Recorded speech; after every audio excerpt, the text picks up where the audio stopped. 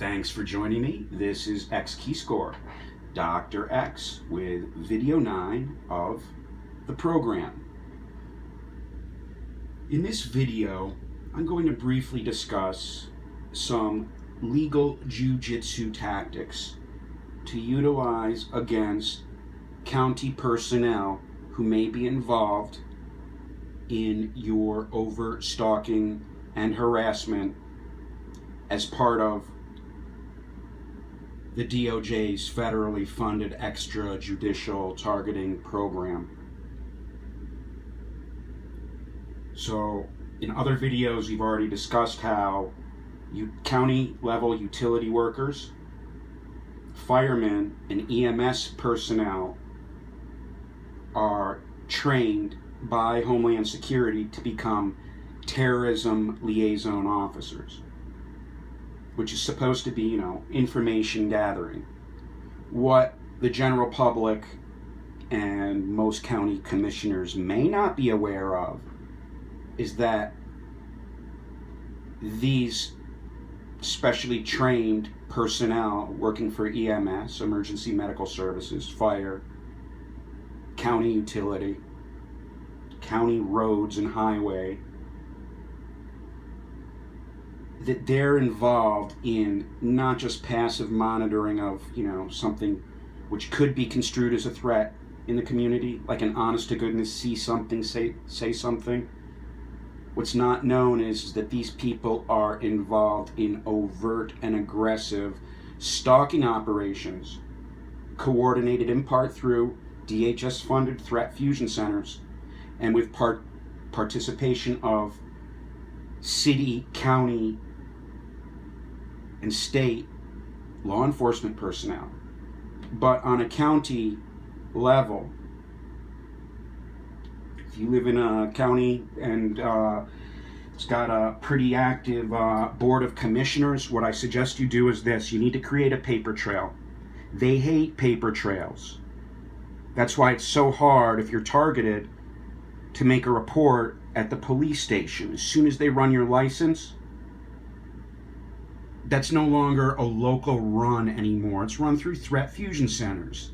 So even though you have been victimized by some crime and that's why you were there, they're not going to take a report for you, because as soon as your name is run, you're going to pop up as a non-investigative subject or an NIS on the databases. So you're not going to get any help there. That's just an FYI in case you didn't know.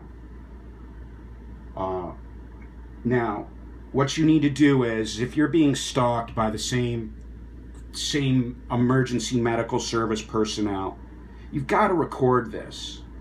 And it can't be right next door to your house either. It has to be some distance from your residence, because if you're right next to a fire station, of course they're going to be pulling in and out on a regular basis. Even if they were engaged in harassing you, the level of plausible deniability increases greatly due to the proximity of your residence to that fire station. That would also apply to law enforcement. But once you get some of this overt harassment documented at the county level, start writing letters. Keep the letters very simple. Do not, if you've got tinnitus or you assume some type of technological sabotage or harm through advanced technology, by including that in your legal references, you are giving them more leverage against you. You keep this simple. This is overt stalking and harassment. Now, if it's at a county level, start writing letters to the police chief. Try and speak with somebody in his office. In the county I live, you can call the chief's office. You get an answering machine or an answering service. You leave a voice message, and then maybe, if you're lucky, at the highest level, you'll get somebody from a precinct to call you back, who has no idea.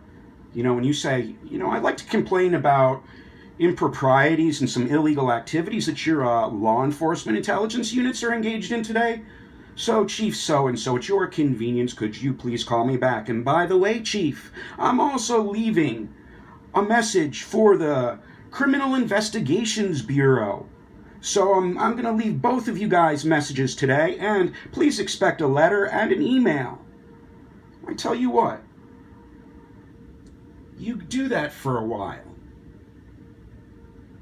You start making dots that you can eventually connect. Now, are you going to get a response at the county level? Probably not, but at what point in time, and this is going to get exposed, it's going mainstream, at what point in time is it going to appear that the police department negligently or intentionally failed to respond to you? Now, as another thing, as a really quick aside, what I've done on the internet a few times is to call people out personally and to send them information personally, because they no longer have plausible deniability. If 30,000 people have seen a tweet and you've sent it to the head of an agency, can he claim ignorance? You know, he can no longer claim that he was negligent or reckless in administering a facility where a crime was perpetrated if he was aware of it. Wouldn't that then hit the legal level of intentionality? Or he had awareness? But in any case, you're not going to get any help at the police station. You're going to have to be, for these issues, even if you call and, make claims about being stalked by uniform or non-uniform personnel. So then what you do is you do a Freedom of Information Act on the county level. They're pretty simple to do. And guess what?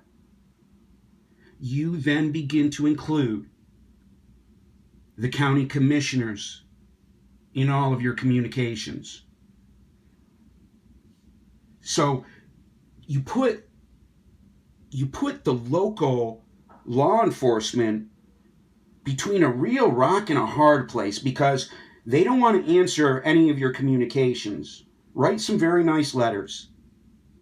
Try and keep it to a page or 2 pages maximum.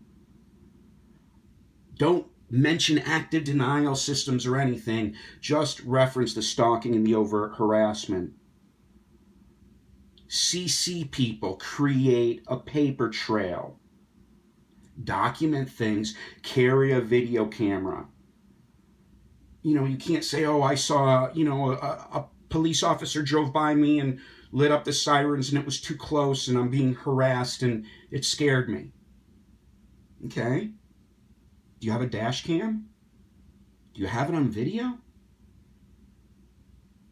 Do you have the license plate or the vehicle number? Now remember, fire, EMS, and law enforcement vehicles, the ones that are marked, not only do they have a license plate number, they usually also have a vehicle number.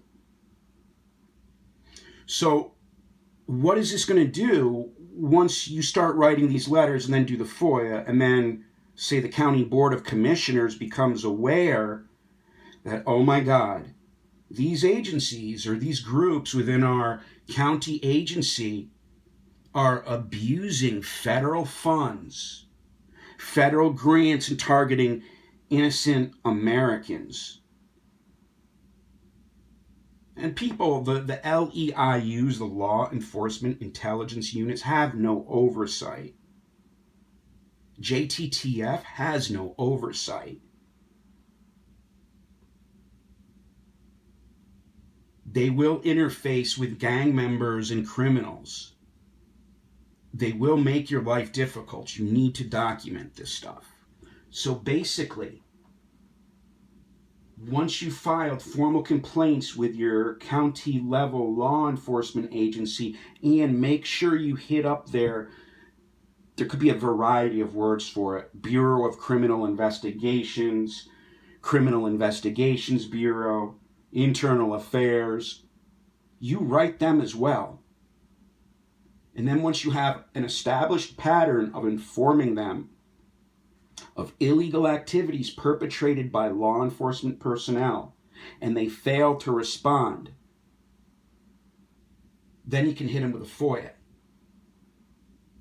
And when you hit them with a FOIA, what you do is you send a copy of your FOIA request to the county commissioners with copies of your communications over the past few months,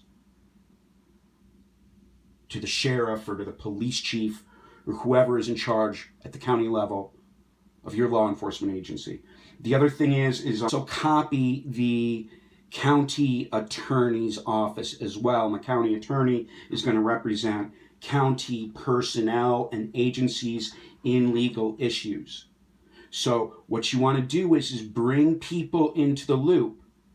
Eventually they're either going to have to answer you, or they're going to appear to be complicit in an operation that's currently getting revealed pretty quickly. Any case, this has been X Keyscore, Dr. X. You can follow me on Twitter at XKeyscore1.